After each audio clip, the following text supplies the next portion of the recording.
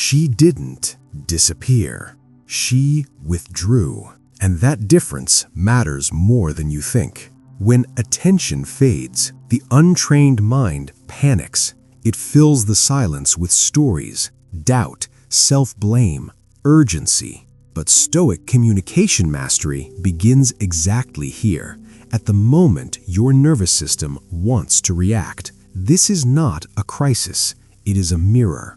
Most men misread withdrawal as rejection. That misreading costs them their posture, their tone, their leverage.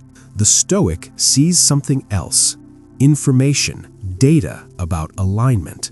And data never requires emotion, only interpretation. Here is the quiet truth. When someone reduces effort without explanation, they are testing gravity.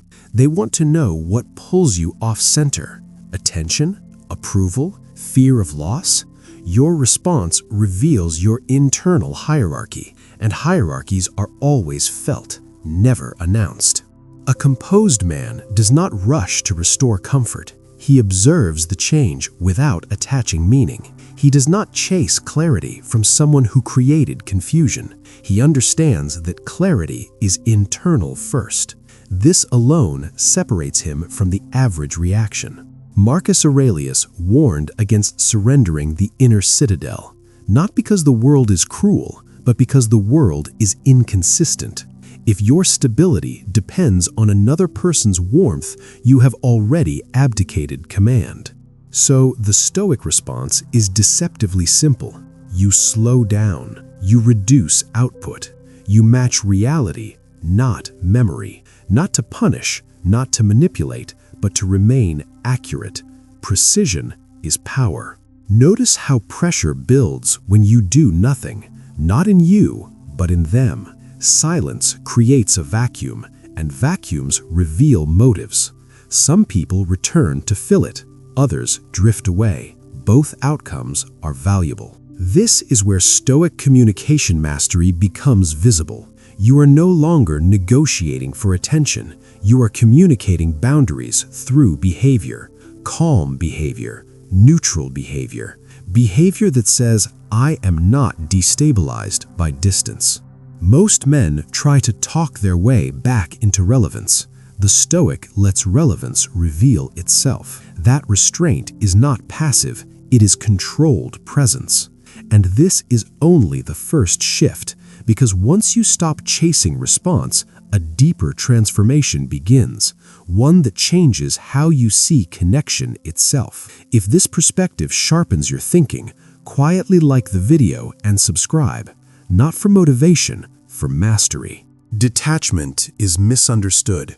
It is not withdrawal from feeling, it is withdrawal from dependency. The moment you stop interpreting silence as a verdict on your worth, you reclaim authorship.